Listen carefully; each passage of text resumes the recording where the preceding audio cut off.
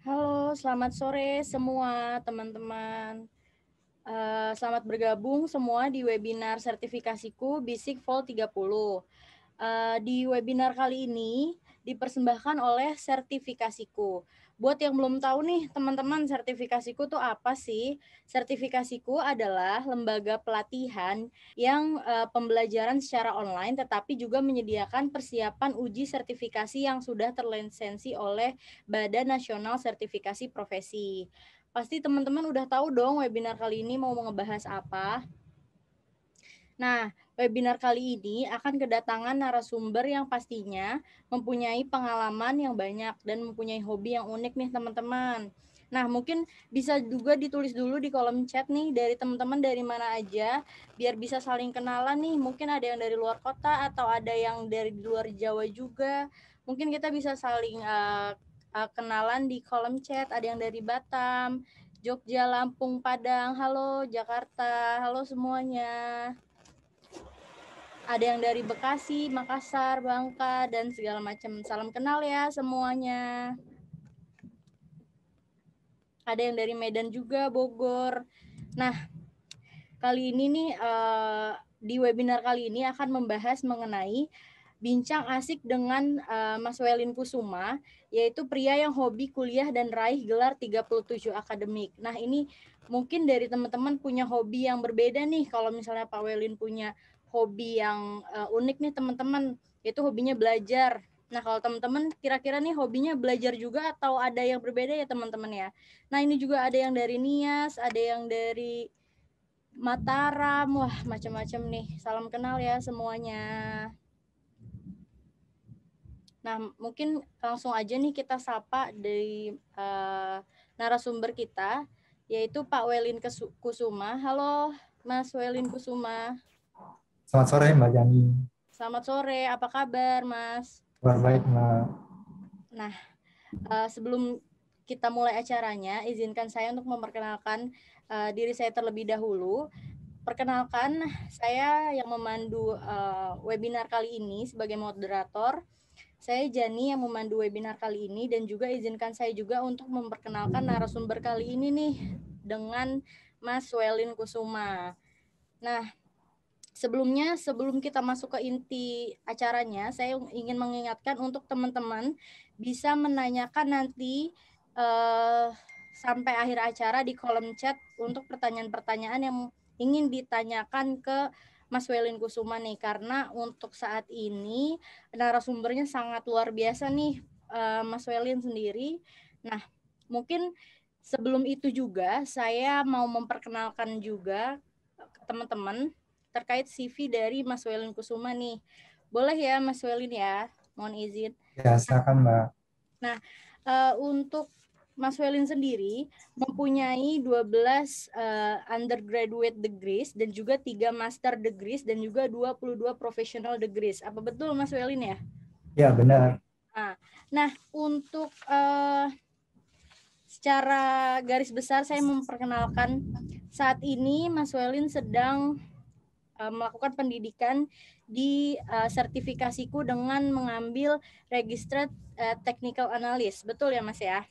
Ya, benar. Nah, untuk garis besarnya juga, Mas Welin mempunyai gelar ada ST, SS, SH, SCOM, SAP, STAT, dan juga sarjana-sarjana yang lainnya yang mungkin kalau saya bacakan semua nih banyak banget nih. Mungkin bisa sampai memakan waktu ya. Makanya saya membacakan untuk CV-CV dari Mas Welin ini dengan singkat aja nih. Nah, untuk saat ini kira-kira Mas Welin sedang mengambil pendidikan apa aja nih Mas kalau boleh tahu? Oh ya, saya di sertifikasiku mengambil dua program sekaligus. Jadi, saya ngambil RTA, Technical Analyst, dengan sekaligus saya ngambil Risk Management, yaitu Risk Associate. Jadi, saya ngambilnya bersamaan juga karena saya lihat, oh kondisi sekarang ini, kondisi pandemi, kalau kemana-mana susah gitu, mendingan saya gunakan untuk belajar. Nah, betul sekali. Nah, untuk Mas Welin sendiri, saya juga mau mempertanyakan nih, untuk hobinya Mas Welin sendiri, apa betul ya hobinya sendiri yaitu belajar ya Mas ya? Benar sih, hobi saya belajar. Cuma sebenarnya saya sama kok dengan teman-teman sekalian. Kalau ditanya hobi supaya keren, ya saya jawab belajar. Tapi kalau hobi saya yang sebenarnya itu sama, hobi saya rebahan. Oh iya. Mungkin berbeda dengan teman-teman semua, biasanya ada yang hobi rebahan, ada juga yang Ya. mungkin hobinya belajar juga nih kayak Mas Welin. Nah, mungkin dari yang sudah diambil oleh Mas Welin, ini pendidikan yang sudah diambil, ini udah dari universitas di Jakarta aja atau macam-macam nih Mas? Oh, saya asalnya dari luar pulau, jadi saya dari Sulawesi, di Kendari, sampai SMA. Setelah itu saya pindah ke Surabaya. Jadi saya nggak ngambil di Jakarta, tapi di Surabaya. Semua perguruan tinggi di Surabaya hampir pernah saya ambil, baik perguruan tinggi swasta maupun perguruan tinggi negeri. Oke. Nah, mau mengingatkan juga nih teman-teman bisa menaruh pertanyaan di kolom chat, nantinya akan saya bacakan dan saya tanyakan ke Mas Welin juga. Nah, mungkin kita langsung masuk aja ke inti acaranya. Saya wakilkan pertanyaan dari teman-teman semua nih, Mas Welin. Nah, kira-kira apa sih motivasi Mas Welin ingin mengambil gelar sebanyak ini nih? Karena kan banyak ya anak muda yang lulus meraih gelar S1 aja, satu gelar aja tuh udah pusing. Bagaimana dengan Mas Welin yang punya 37 gelar? Oh ya, kalau motivasi saya sendiri itu mulai dari kecil. Jadi semua apa yang kita alami itu mulai dari kecil. Pas waktu saya kecil itu saya melihat orang tua saya sangat apa ya bisa macam-macam gitu karena kursus. Nah, sejak itu saya mulai belajar dengan kursus mengetik. Dari kursus mengetik itu saya dapat ilmu bisa mengetik lebih cepat dibandingkan teman-teman saya. Nah, dari kursus mengetik saya lanjut terus kursus komputer, programming, dan seterusnya gitu. Setelah saya selesai kursus, waktu itu mulai dari SD, jadi saya mulai SD sudah kursus, dan saya rasa banyak manfaatnya. Hal itu yang memberikan saya motivasi, sehingga saya lanjut terus pas waktu saya kuliah, saya pikir-pikir lagi, oh saya ingin tetap rebahan seperti teman-teman saya, atau mau beda gitu, dan saya memilih saya maksain diri gitu dengan daftar kuliah gitu. Setelah saya daftar kuliah, kan saya ada tugas tanggung jawab untuk menyelesaikan kuliah gitu. Jadi otomatis saya pasti harus bergerak gitu. Jadi nggak rebahan lagi gitu. Oke. Nah, untuk waktunya sendiri nih dari 37 gelar itu kira-kira butuh waktu berapa lama sih, Mas Welin? Jadi saya sudah mengambil pertama kali saya kuliah itu tahun 1999 sampai sekarang. Jadi sudah 22 tahun ya. Sudah mendekati 22 tahun. Oke. Nah, dalam 22 tahun itu apa saja sih manfaat yang didapatkan nih dari Mas Welin sendiri memiliki gelar sebanyak itu gitu? Jadi saya rasakan banyak kok manfaatnya. Mulai dari yang pertama kali, saya waktu ikut kursus mengetik aja. Mengetik itu bisa bermanfaat sampai sekarang. Saya mengetik sistem 10 jari. Tentu kan kita tahu kalau kerjaan sehari-hari itu kebanyakan di depan laptop gitu ya. Dengan punya skill mengetik lebih cepat, jadi tugas saya jauh lebih cepat dibandingkan teman-teman saya. Kemudian seterusnya, mulai dari pelajaran atau kuliah saya yang pertama sampai yang seterusnya itu banyak sekali yang saya manfaatin dan selalu saya terapkan gitu. Jadi kuliah itu bisa digunakan misalnya buat ngajar gitu. Ngajar kan bisa dapat penghasilan. Setelah itu bisa misalnya yang saya pelajari di RTA di sertifikasiku, technical analyst, itu lagi tren saat ini. Jadi orang-orang sudah apa ya berbondong-bondong belajar tentang technical analysis. Saya sudah pernah sih belajar sudah lama, cuma waktu saya belajar sendiri gitu jadi susah, lambat rasanya progresnya. Jadi saya ngambil di sertifikasiku, begitu saya dibimbing, jadi hasilnya lebih cepat. Dan akhir-akhir ini ada tren cryptocurrency. Nah, technical analysis itu bisa digunakan buat analisis cryptocurrency, sehingga saya selalu up to date dan ilmunya selalu berguna kayak gitu. Oke. Apakah gelar yang Mas Welin punya semua nih berguna juga untuk pekerjaan Mas Welin di masa sekarang ini nggak, Mas? Iya, benar sekali. Gelar itu sangat berguna karena saya kerja di perusahaan multinasional dan perusahaan ini, saya ini ketat banget gitu. Karyawan di perusahaan ini kalau cuma santai-santai aja atau skillnya terbatas itu bisa di PHK. Jadi harus selalu bisa bersaing. Jadi saya pun di perusahaan saya mengerjakan berbagai jenis. Jadi saya ngurusin mengenai budgeting, accounting, kemudian saya juga ngurusin masalah produksi. Setelah itu juga saya mengurusin masalah IT. Jadi ilmu itu saya dapat waktu kuliah dan itu saya pakai sampai sekarang dan menjadi job desk saya gitu. Jadi apa yang saya pelajari itu benar-benar akhirnya berguna ke saya karena saya punya background sebelumnya. Jadi pas menghadapi masalah, oh saya sudah pernah dapat kasus ini, jadi saya cukup mengembangkan pelajaran yang pernah saya dapatkan sebelumnya. Oke, berarti di perusahaan Mas Welin yang sekarang harus multitasking ya, semuanya harus bisa dari IT dan segala macamnya gitu ya Mas ya? Iya benar, dan itu bisa dipakai juga di tempat lainnya. Jadi selain saya kerja di perusahaan, saya punya juga kerja di tempat lain gitu. Jadi bisa saya pakai buat consulting, mengajar, ataupun yang lainnya gitu. Jadi gelar itu sangat bisa diandalkan gitu. Nah, buat teman-teman semua nih yang nanya, boleh sharing juga nggak nih Mas Welin terkait bagaimana sih cara untuk meningkatkan antusiasme dalam belajar? Karena kan dengar-dengar Mas Welin tuh kan hobinya kuliah nih belajar, sedangkan anak zaman sekarang sukanya tuh based on handphone atau belajar dari handphone dan juga bisa memain game sering-sering. Terus juga sebenarnya banyak juga dari teman-teman juga yang hobinya misalnya rebahan kayak yang tadi Mas Welin bilang. Itu gimana tuh tips-tips dan sharingnya deh Mas Welin? Oh iya, sebenarnya handphone itu bisa jadi pedang bermata dua. Bagi saya itu handphone itu malah berguna. Jadi saya malah biasanya saya bisa memanfaatkan handphone itu. Jadi handphone itu bisa digunakan. Misalnya contoh aja, sekarang aplikasi yang populer di handphone, TikTok misalnya. TikTok itu kita bisa dapat banyak ilmu. Jadi kalau saya mau belajar, saya nggak belajar dari buku. Saya belajarnya itu dari lihat TikTok. Jadi saya lihat TikTok, di situ saya bisa dapat tips macam-macam. Bisa belajar bahasa, bisa belajar tips-tips tentang kehidupan, ada juga belajar properti, dan sebagainya. Jadi HP itu bisa berguna. Game juga pun bisa kita pakai untuk hal-hal yang berguna juga. Contohnya kita belajar tentang taktik. Di game itu kan kita nggak mudah main game. Ada orang-orang, kalau orang yang kecerdasannya biasa itu pasti akan mengalami kesulitan untuk main game. Orang yang bisa main game itu harus punya kecerdasan yang cukup gitu. Jadi handphone itu bisa berguna ke orang-orang, tapi kalau dimanfaatkan misalnya, oh cuma pasif aja. Kalau misalnya ada aplikasi TikTok, kita jangan cuma nonton aja, kita juga harus improve dengan cara membuat konten gitu. Oke, berarti dari handphone sendiri Mas Welin juga bisa belajar ya kayak tadi misalnya menggunakan Ya, TikTok, terus juga bisa belajar dari TikTok juga kayak gitu ya Mas Welin ya.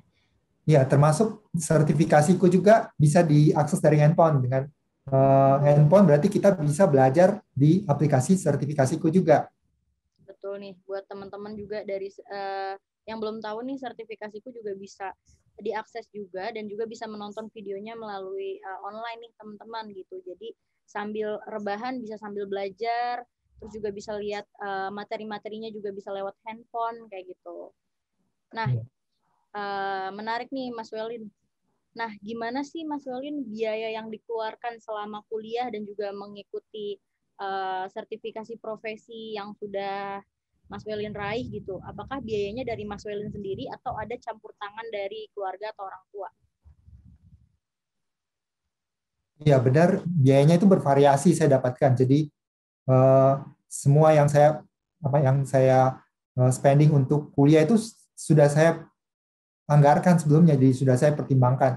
Sebelum saya kuliah, nanti juga sebenarnya saya biasanya sharing cara untuk supaya bisa sukses kuliah. Pertama itu kita harus punya resource-nya dan punya budgetnya gitu. Jadi sebelum kuliah, oh saya sudah pikir dulu, oh kira-kira nanti spending berapa gitu. Biayanya ada dari orang tua pada waktu pertama kali saya kuliah, jadi baru lulus SMA, saya dibantu dibiayai oleh orang tua.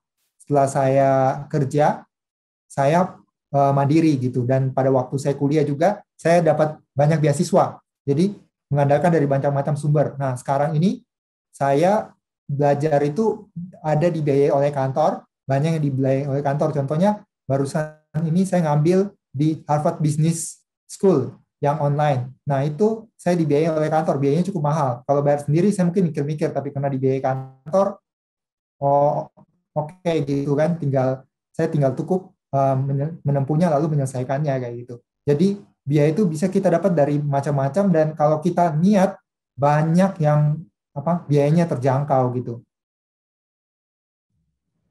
Nah, menarik banget nih, Mas Welin. Berarti nanti biayanya sendiri itu ada yang dari beasiswa atau misalnya dapat dari orang tua juga dan juga dari kantornya Mas Welin sendiri ya berarti ya?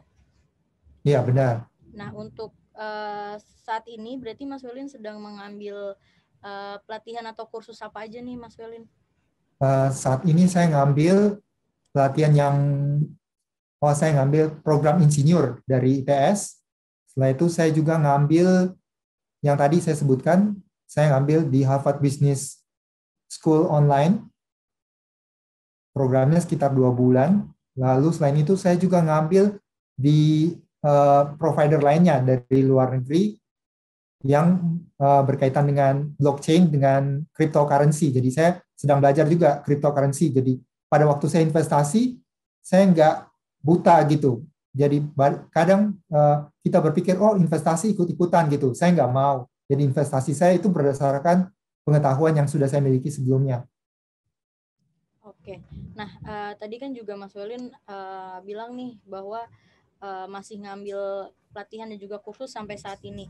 Nah, kira-kira nih dari 37 gelar yang sudah diambil, kira-kira bagaimana sih cara memanage waktunya, terus juga rahasia mengatur waktu selama kuliah nih, apa dari pagi sampai malam atau dari Senin sampai Minggu kayak gitu. Gimana nih Mas Welin untuk waktunya? Iya, benar. Waktu saya kuliah dulu, saya pernah menempuh 5 jurusan sekaligus. Jadi dari pagi sampai malam. Pagi saya keluar dari rumah jam 7 pagi, lalu malam saya pulang jam 10 malam. Jadi saya ikut kelas pagi 2, lalu malamnya saya ikut satu kelas.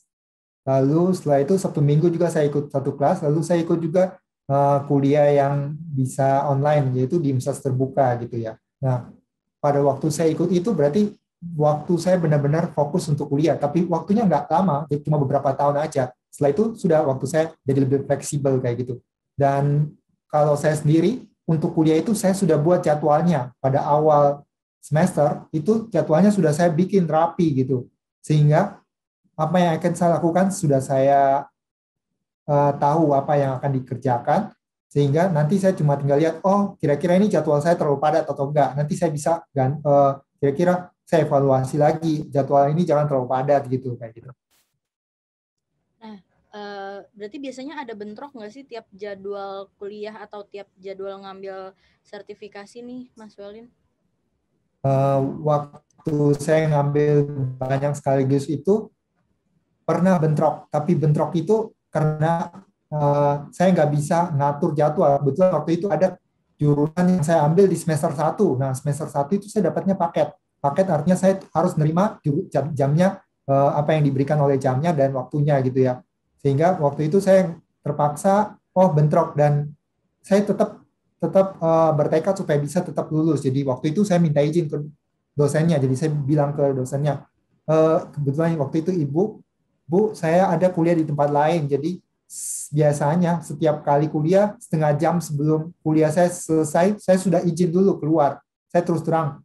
Dan dosennya karena melihat saya semangat gitu, pingin kuliah di tempat lain juga, mengizinkan. Dia bilang, nggak apa-apa, nanti kamu belajar sendiri. Jadi setiap setengah jam duluan saya berangkat, lalu saya pindah kampus lainnya. Karena kampusnya itu jaraknya sekitar 30 menit. Gitu. Jadi pernah juga ada kasus bentrok. Tapi semua bisa diatasi.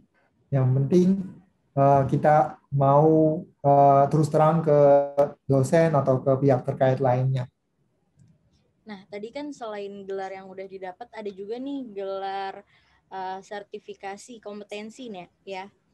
Nah, Iya, menurut benar. Mas Welin sendiri, apakah sertifikasi kompetensi ini sama pentingnya dengan ijazah nih, Mas Welin? Iya, menurut saya benar sekali. Sertifikasi kompetensi itu sekarang ini yang malah dicari. Jadi kadang perusahaan kalau ijazah kan sudah kayak apa ya, barang yang sudah biasa gitu. Jadi sesuatu yang sudah biasa atau sudah banyak di pasaran itu tidak bisa jadi pembeda gitu. Sehingga orang-orang sekarang melihat, oh harus dia punya sertifikasi kompetensi. Dengan adanya sertifikasi kompetensi, pertama menjadi pembeda, kedua menunjukkan kalau orangnya sudah teruji gitu. Biasanya kalau ikut sertifikasi kompetensi ada ujiannya. Ujiannya itu diawasin sama pengawas kayak gitu. Jadi nggak bisa nyontoh pada waktu ujian gitu. Jadi ilmunya sudah terbukti. Kalau nilainya nggak mencukupi, nggak lulus gitu. Jadi kalau kita sudah lulus, berarti level kita sudah mencukupi untuk menjadi orang yang kompeten. Nah, menarik banget nih. Berarti ijazah aja belum cukup ya. Jadi kita juga harus mengambil sertifikasi kompetensi nih yang diakui oleh BNSP. Gitu. Nah, apa sih gelar yang kini dimiliki Mas Welin berguna dalam implementasi pekerjaannya? Jadi apakah berguna nggak sih untuk gelar-gelar yang udah diraih saat ini dengan pekerjaan yang dari dulu sampai sekarang tuh Mas Welin kerjakan gitu? Iya, sangat berguna sekali. Jadi ilmu itu sangat berguna, apalagi kalau ilmunya masih kita ingat ya. Beberapa orang ada yang kuliah lalu ilmunya kayak dilupakan gitu. Kalau saya sendiri, saya masih ingat, termasuk ilmu yang saya pelajari waktu kursus mengetik 10 jari itu, sampai sekarang saya masih hafal cara mengetik 10 jari. Kenapa? Karena ilmu itu saya gunakan, saya pakai sehari-hari, makanya bisa saya ingat. Dan gunanya itu banyak, jadi begitu ada kompleksitas masalah. Contohnya saya pernah ada masalah pajak gitu ya.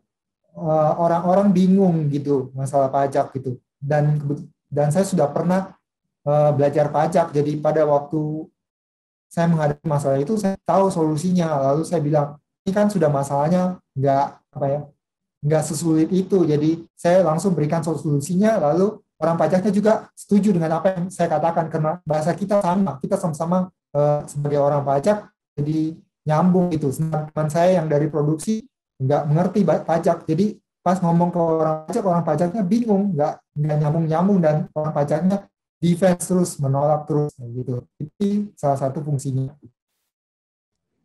Nah, kan tadi juga ada belajar pajak, belajar hukum juga dan lain-lain. Itu bisa semuanya diingat di kepala nggak sih, apa sehari-hari tuh diimplementasiin juga atau dipelajari lagi, atau ya udah mungkin abis dari ngambil sertifikasi atau gelar tersebut akhirnya dipakai juga di kehidupan sehari-hari, atau gimana nih Mas Welin?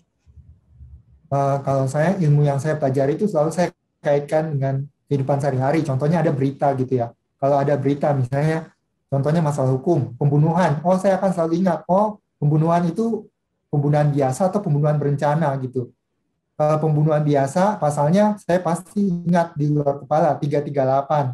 Lalu KUHP 338, sedangkan kalau pembunuhan berencana 340. Hukumannya apa? Bedanya. Nah, begitu ada kejadian di lapangan, selalu kita kaitkan dengan ilmu kita, sehingga kita nggak akan hilang gitu ya ilmunya. Oke. Nah, kan udah meraih gelar banyak nih Mas Welin. Namun apa gelar itu sudah cukup atau masih mau nambah lagi nih untuk kedepannya Mas Welin kalau boleh tahu? Kalau saya sendiri, belajar itu adalah passion saya. Jadi saya senang banget belajar. Kenapa saya senang belajar? Karena ilmu itu bisa saya terapkan gitu. Contohnya sekarang ada ilmu baru, cryptocurrency. Cryptocurrency itu pada waktu dulu nggak pernah kan kita dengar sama sekali. Nah, sekarang ada cryptocurrency yang lagi trending. Mau tidak mau, kalau kita nggak mau ketinggalan zaman, kita harus tetap belajar gitu, belajar sistemnya. Oh, ternyata cryptocurrency itu beda dengan yang sistem biasa. Kayak misalnya kalau e-money yang biasa, OVO atau GoPay itu sistemnya sentralisasi. Nah, kalau cryptocurrency itu menggunakan sistem blockchain yang terdesentralisasi. Nah, sistem itu kita harus pelajari supaya kita nggak tertipu gitu. Kan ada orang tertentu lihat, loh ini kok naik ya harga cryptocurrency, tiba-tiba langsung berbondong-bondong beli. Begitu turun, langsung kaget gitu, lalu dijual dan rugi gitu kan. Nah, karena kalau saya sudah belajar, jadi saya sudah bisa mengantisipasi dan sudah tahu karakteristik dari investasi tersebut. Itu sih fungsinya. Oke, berarti nanti untuk kedepannya akan meraih gelar-gelar yang selanjutnya atau enggak nih? Atau misalnya mau mengambil sertifikasi atau misal mau mengambil gelar selanjutnya, kalau boleh tahu gelar apa dan juga sertifikasi apa nih Mas Welin? Kalau saya biasanya ngambil yang lagi apa ya, lagi tren di lapangan dan saya tertarik untuk mempelajarinya. Jadi saya sendiri punya passion di bidang itu dan bidang itu juga memang lagi tren gitu ya biasanya. Untuk bidangnya saya nggak batasin saat ini. Yang ingin saya selesaikan itu program profesi insinyur. Jadi untuk mendapatkan profesi insinyur. Selain itu, saya belum ada gambaran sih. Jadi selain profesi insinyur, cryptocurrency, ke depannya saya belum tahu mau ngambil apa. Nanti saya lihat sesuai dengan kondisi di lapangan. Oh, ternyata ada bidang yang menarik dan saya juga punya passion di bidang itu. Nah, itu yang akan saya pelajari. Jadi nggak terbatas dan nggak berhenti. Jadi menurut saya gelar itu bonus, bukan tujuan. Jadi belajar itu adalah sebuah perjalanan panjang gitu ya, dan bukan sebagai tujuan akhir gitu. Sehingga apa yang kita pelajari itu fungsinya agar supaya kita selalu maju dan selalu bisa up to date dengan kondisi saat ini, yaitu bisa semakin adaptif, kemudian semakin sesuai dengan kondisi di lapangan kayak gitu. Oke. Nah, sebenarnya siapa sih yang menjadi inspirasi dari Mas Welin sendiri hingga gemar belajar dan juga mendapatkan gelar sebanyak ini nih Mas Welin? Saya mulai dari pas melihat orang tua. Jadi orang tua saya lulusan SMA, jadi nggak punya gelar S1, tapi orang tua saya punya keterampilan macam-macam dari hasil kursus. Nah, orang tua saya bergeraknya di bidang reparasi. Jadi orang tua saya ahli mereparasi semua barang, mau barang elektronik, mesin-mesin, semua itu apa yang ada di rumah rusak itu bisa langsung diperbaiki. Bukan cuma barang milik keluarga, barang tetangga, kemudian barang keluarga lainnya bisa orang tua saya reparasi. Jadi manfaatnya banyak. Jadi orang-orang ke ayah saya sangat senang gitu. Jadi sangat disukai oleh orang lain karena bisa membantu orang lain gitu. Dari situ menjadi inspirasi saya yang pertama. Kemudian setelah itu saya lihat dari tokoh-tokoh dunia juga. Jadi saya ingat pada waktu saya belajar komputer pertama kali, tokoh favorit saya itu yaitu Bill Gates yang waktu itu membuat program Microsoft. Saya mulai belajar dari Microsoft DOS. Jadi pas waktu saya buat DOS itu Disk Operating System, jadi menggunakan teks untuk operating systemnya, bukan seperti Windows seperti saat ini. Nah, pas waktu saya lihat DOS itu, saya terkagum, oh, Bill Gates itu punya visi yang sangat tinggi ke depan gitu. Jadi itu salah satu tokoh inspirasi saya. Baik, Mas Welin. Nah, ada nggak sih tips dan trik gimana caranya buat tips and trik teman-teman nih biar semangat belajar, Mas Welin?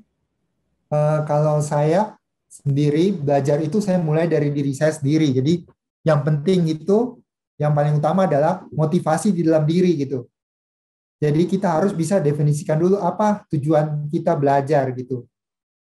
Kalau diformulasikan, saya punya formulasi yang menjadi paduan untuk hidup saya, yaitu untuk menjadi orang sukses itu harus punya visi, punya passion, dan punya action. Jadi kita punya pandangan ke depan, kemudian kita punya keinginan untuk melakukan hal tersebut, dan jangan cuma kita rebahan aja, tapi harus ada actionnya, jadi harus kita bergerak kayak gitu.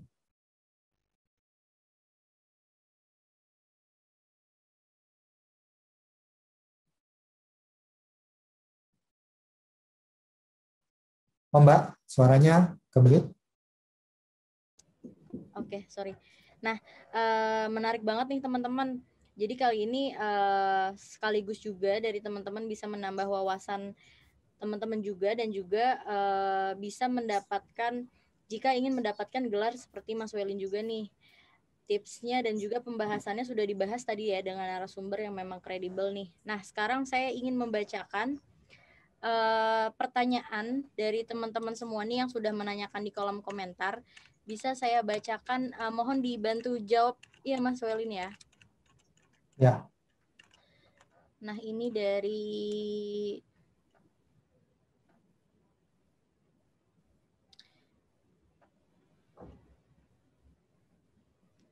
Anissa Sekar. Mas Welin sejauh ini memanfaatkan dan berbagi ilmunya melalui peran atau kegiatan apa aja nih?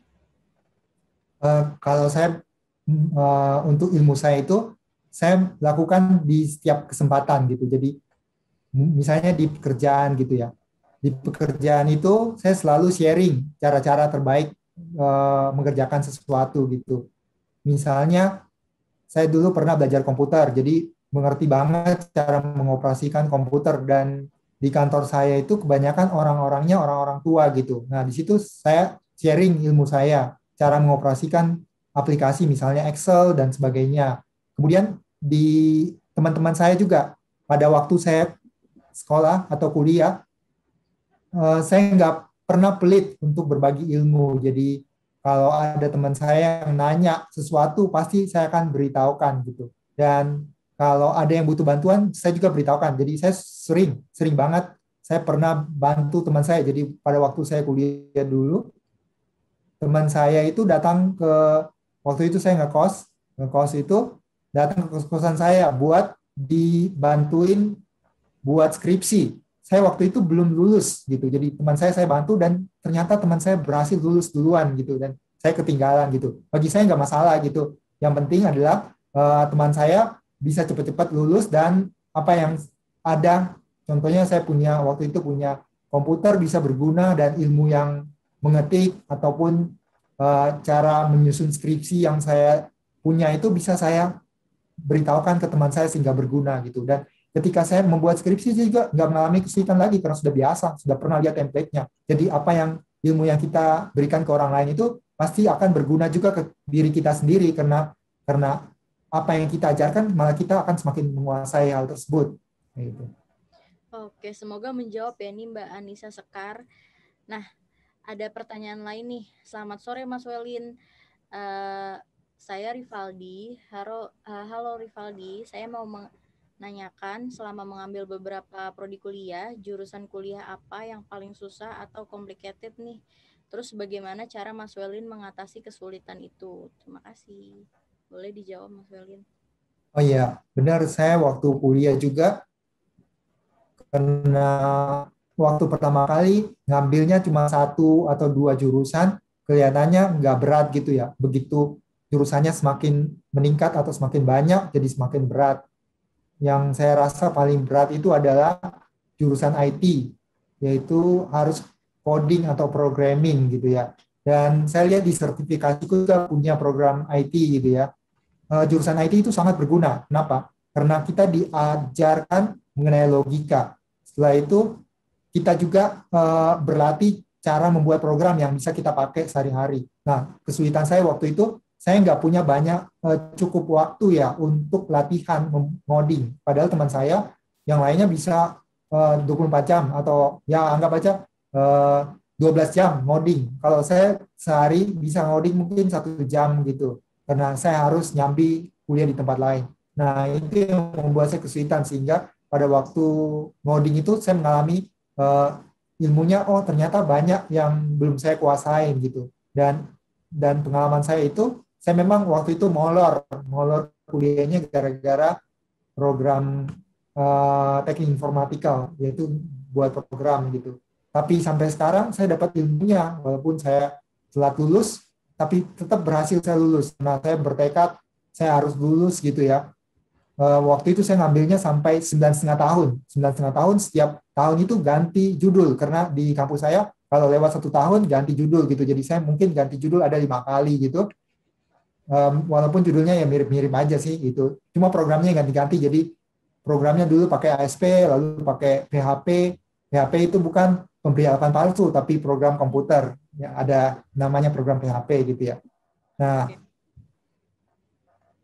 setelah itu ilmu itu ternyata berguna sampai sekarang. Saya juga kerja di bagian IT dan jangan takut kalau ilmunya susah. Memang kalau susah itu berarti ilmunya itu benar-benar harus kita pelajari dengan tekun gitu. Jadi kalau orang lain misalnya latihan waktunya sejam, kita harus 2 kali lipat, 2 sampai 3 jam kayak gitu.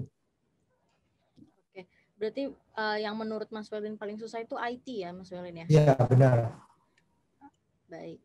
Nah, kebetulan di sertifikasiku juga ada skema untuk junior web programmer bagi teman-teman yang ingin mendaftar dan juga ingin belajar lebih dalam nih mengenai web programmer, bisa mendaftar di sertifikasiku. Nah, ada pertanyaan lain nih Mas Welin dari Ande Rizky Rinaldi. Halo Ande. Mas Welin,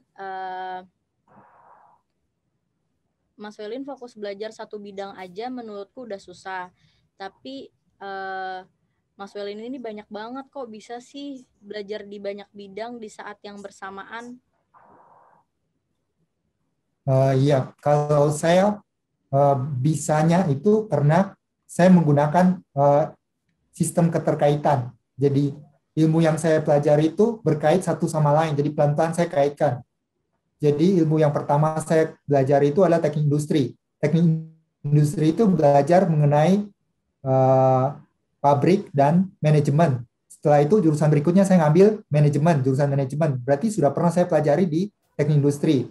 Lalu jurusan ketiga itu saya ngambil administrasi niaga. Administrasi niaga itu dia belajarnya manajemen dan ilmu administrasi. Nah, lanjut lagi jurusan berikutnya itu berkaitan dengan yang sebelum-sebelumnya kayak gitu. Dengan pelan-pelan kita kaitkan bidangnya itu ada background kita sebelumnya, pengetahuan kita sebelumnya, maka bidang itu nggak akan jadi sulit gitu, karena kita belajarnya secara bertahap, jadi nggak langsung tiba-tiba misalnya saya nggak jarang banget jadi belajar bidang yang benar-benar berbeda gitu. Contohnya saya belajar hukum. Nah, di hukum itu sebenarnya saya sudah pernah pelajari di bidang manajemen, sehingga yaitu di hukum bisnis. Sehingga pada waktu ngambil hukum, saya sudah punya background-nya kayak gitu. Jadi nggak sulit, asal kita belajar secara pelan-pelan gitu. Oke, kan tadi banyak gelar yang sudah diraih dan juga sertifikasi kompetensi nih. Nah, ada yang nanya nih dari Brian Ahmad Taufik. Mas Welin sempat aktif nggak sih di organisasi semasa kuliah? Di organisasi kuliah saya pernah ikut organisasi juga. Jadi waktu itu saya ikut organisasi sosial. Jadi organisasi orang tua asuh. Jadi masih ada waktu kok. Apa yang kita kerjakan di kuliah itu tetap masih bisa kita sambi. Kenapa bisa kuliah itu biasanya dosen itu kadang ada masuk, kadang enggak. Jadi waktu kosong saya biasanya teman-teman kalau ada waktu kosong dipakai buat nongkrong gitu ya.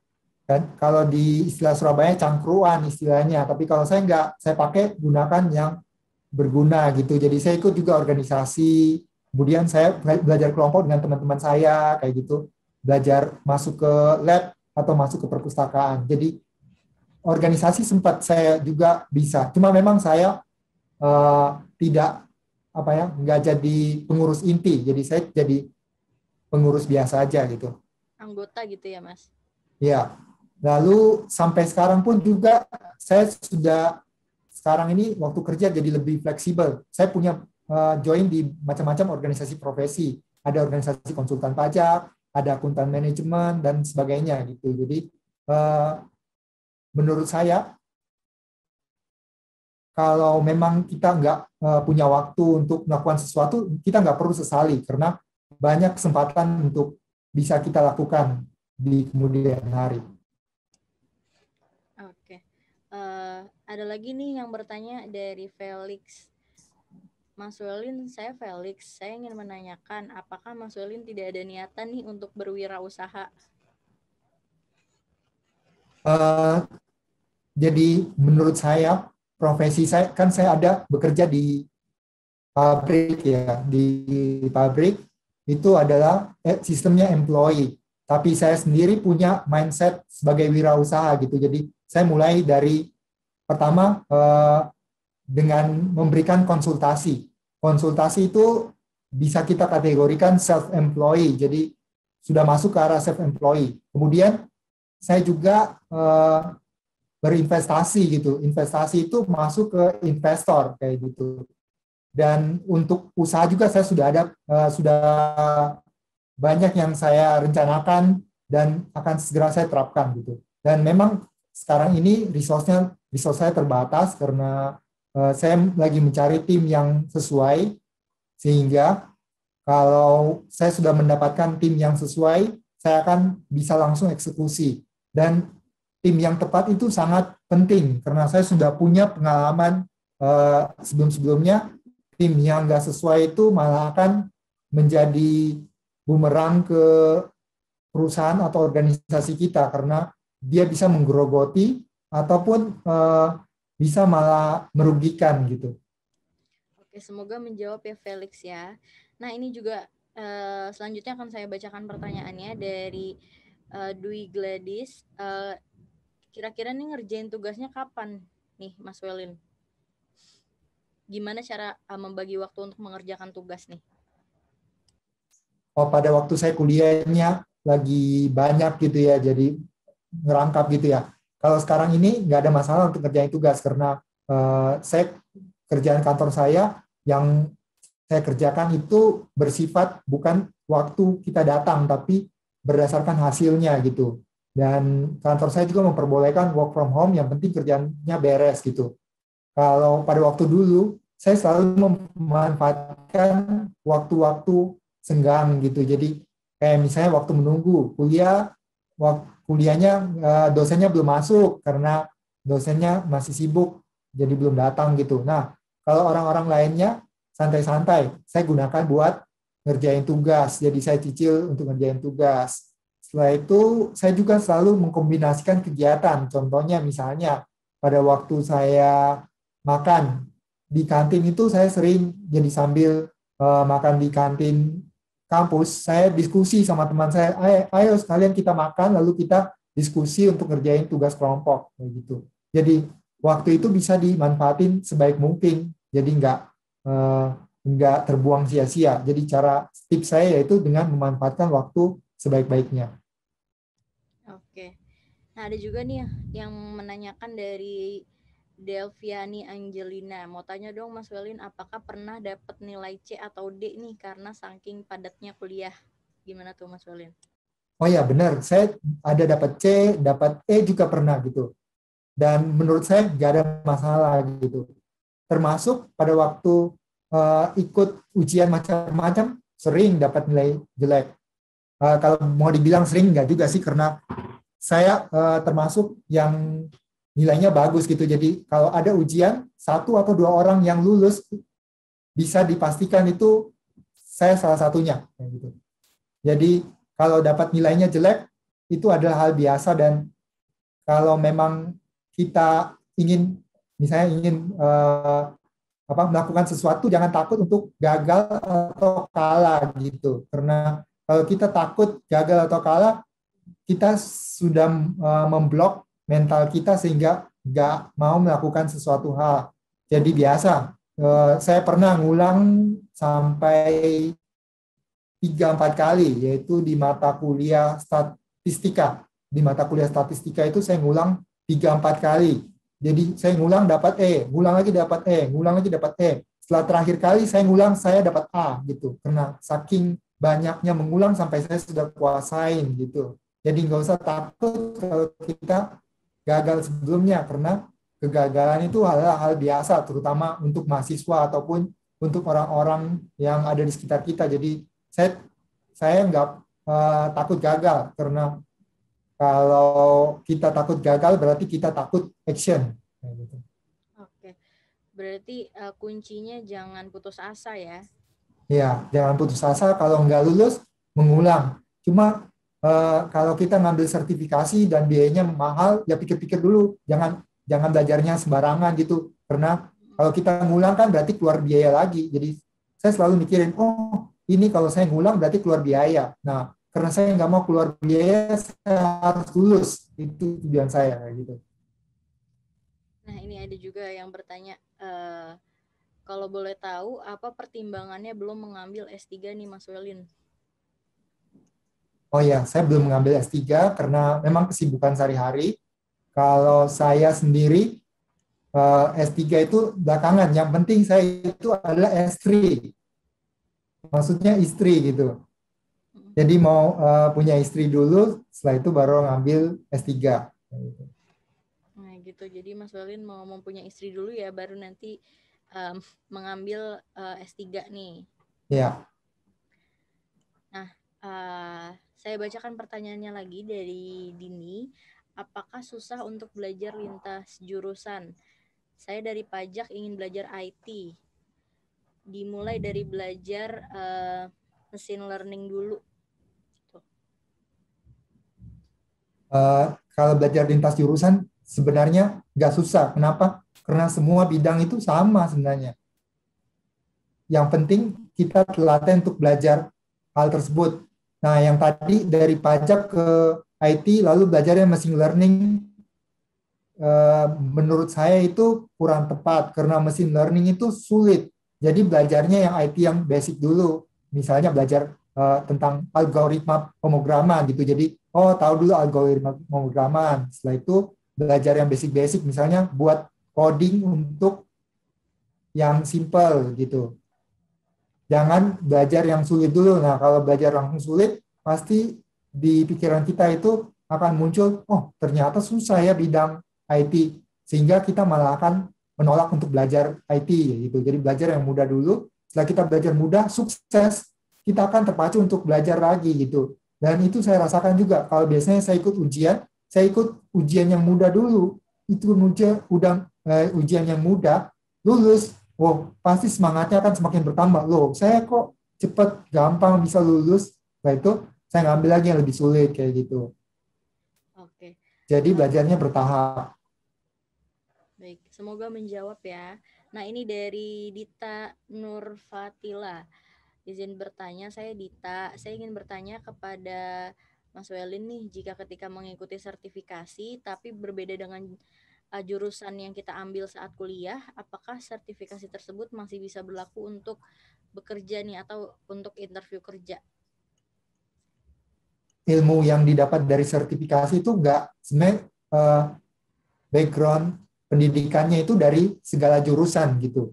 Jadi jangan takut, apa yang kita ambil di sertifikasi itu bisa walaupun jurusan kita misalnya dokter ataupun jurusannya yang lainnya yang nggak berkaitan dengan, contohnya kita ngambil sertifikasi technical analysis, lalu background kita dokter, tetap ilmu itu pasti akan berguna pada waktu kita pada waktu apply kerjaan. Ya kalau pekerjaan dokter mungkin aja sih sertifikasi itu nggak sesuai, tapi kalau pekerjaan lainnya yang berkaitan, misalnya untuk menganalisis sesuatu gitu ya, misalnya jadi tim, jadi staff di rumah sakit gitu ya, dan perlu menganalisis data gitu. Nah itu bisa dipakai kayak gitu. Oke. Nah, ada juga nih yang bertanya dari Fahmi Kurniawan. Saya izin bertanya, untuk mendapatkan gelar sebanyak itu, bagaimana cara pengaturan finance-nya? Karena rata-rata kuliah memerlukan dana yang cukup banyak. Nih, terima kasih. Oh ya benar, yang sebelumnya saya sudah ceritakan kalau saya awalnya itu dibantu oleh orang tua, sekitar 5 jurusan pertama itu dibantu oleh orang tua. Setelah itu saya biayai sendiri, dan oh yang 5 jurusan itu pun dibantu sepenuhnya oleh orang tua karena saya dapat beasiswa. Lalu pada waktu saya sudah selesai kerja, saya cari uang sendiri untuk membiayai kuliah saya, lalu dapat juga dari kantor saya tempat bekerja. Nah, gimana caranya? Apakah berat gitu ya? Program yang saya ambil itu biayanya kalau mungkin ditelusuri gitu ya, semua program yang saya ambil itu nggak sebanding dengan jurusan yang sekarang. Misalnya jurusan di perguruan tinggi negeri yang menggunakan jalur jalur non reguler gitu ya, itu bisa jauh lebih mahal dibandingkan semua yang saya ambil gitu. Jadi gimana caranya? Saya selalu hitung dulu pada waktu awal gitu ya. Contohnya gini, kuliah S1 saya itu biaya yang saya keluarkan kira-kira hasilnya kira-kira sampai selesai gitu ya. Karena saya sudah pernah menempuh, jadi saya bisa transfer alih kredit gitu sehingga satu jurusan S1 itu 5 jutaan gitu. Nah, kira-kira 5 jutaan menurut teman-teman atau sobat sertifikasiku berat atau enggak? Kalau menurut saya enggak berat gitu karena kuliah di luar di universitas negeri yang non reguler itu bisa 100 sampai 200 juta gitu. Jadi walaupun saya ngambilnya banyak tapi saya sudah perhitungkan sebelumnya. Oh, biayanya ini saya harus bisa nggak memberatkan kehidupan saya kayak gitu. Lalu contohnya ngambil di sertifikasiku juga. Di sertifikasiku keunggulannya dengan di tempat lain, programnya sejenis, harganya bisa separuh dari tempat lain. Nah, coba kalau teman-teman bandingkan aja misalnya di program yang sama di tempat yang lain. Itu alasan yang salah satu yang mendasari saya. Saya ngambil di tempat yang saya bandingkan dulu. Jadi saya juga bandingin harga. Oh, ternyata ini harganya barangnya sama, kualitasnya sama, tapi harganya ini lebih murah. Saya milih yang lebih murah kayak gitu. Lalu ada cara lainnya juga. Saya selalu memanfaatkan diskon. Jadi kalau ada diskon, nah kebetulan sekarang ini sertifikasiku saya tahu ada diskon bagi-bagi THR gitu.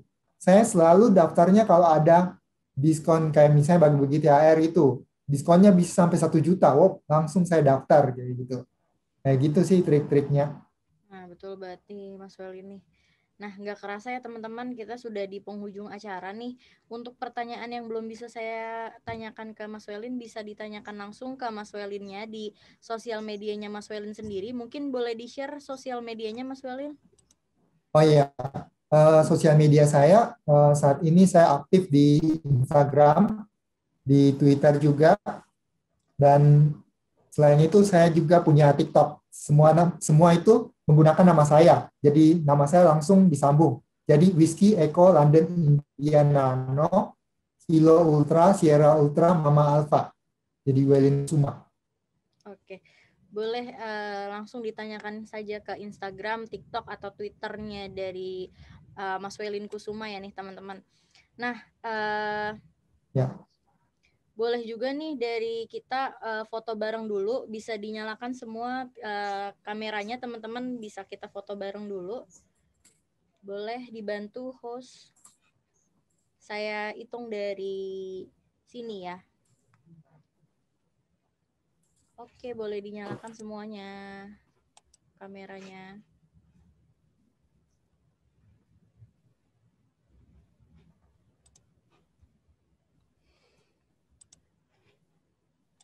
Ya, sudah siap host? Ya, saya hitung ya.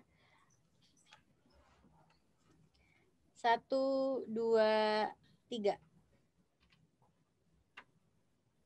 Nah, boleh pakai gaya andalan dari sertifikasiku kompeten. Saya hitung ya host. 1, 2, 3. Sudah? Oke. Oke. Oke, terima kasih nih kepada narasumber kita Mas Welin yang sudah berbagi ilmu dan juga berbagi pengalaman dan juga sharing-sharing ke sertifikasiku dan teman-teman nih. Mas Welin, terima kasih ya. terima kasih kembali Mbak Jani. Semoga kita bisa bertemu di lain kesempatan ya. Ya, makasih. Terima Iya, kasih terima juga kasih. untuk sobat sertifikasiku semuanya. Oke.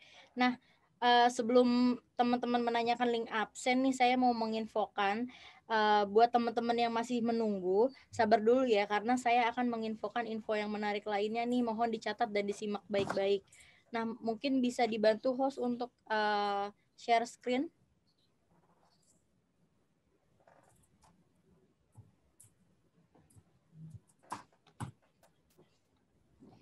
Nah, sertifikasiku lagi bagi-bagi THR nih teman-teman di tanggal 5 Mei dan juga diperpanjang sampai di akhir bulan ini karena tingginya antusiasme dari teman-teman semua nih. Boleh di next. Nah, produk-produknya sendiri kita ada RSA, CRA, RTA, digital marketing, dan produk baru kita ada di junior web programmer dan juga human resource officer, dan juga ada di training of trainer. Nah, dari teman-teman bisa memakai kode voucher yang ada tertera di sini, bisa dicatat atau di screenshot saja. Di sini ada THR yang berbeda-beda nominalnya, ada yang di 1.500.000 dan juga 300.000. Ini ada kode vouchernya dan juga bisa dipakai di waktu-waktu tertentu nih dari skema kompetensi yang di 2 slide ini nih, ada yang di jam 6 sampai jam 10, di jam 10 sampai jam 15.00. Ini diingat ya teman-teman ya, untuk produk-produk yang tertera di sini dan juga kode voucher yang bisa digunakan. Nah, untuk nilai THR-nya sesuai dengan kode skema dan juga masukkan kode voucher sesuai jamnya nih. Nah, kode vouchernya juga dapat digunakan untuk lebih dari satu produk sertifikasi BNSP, berlaku hingga tanggal 30 Mei. Jadi jangan sampai ketinggalan ya teman-teman ya. Nah, nggak kerasa nih waktu webinarnya sudah hampir selesai. Saya moderator mewakili sertifikasiku, pamit undur diri. Terima kasih teman-teman semua yang sudah ikut webinar kali ini. Nanti linknya akan dikirim di kolom chat ya oleh host. Mohon dibantu. Ya, terima kasih semuanya. Sehat selalu. Sampai jumpa di event sertifikasiku berikutnya. Selamat Terima sore. kasih Mbak Jani. Terima Iya, kasih terima kasih teman-teman. Pak. Ya.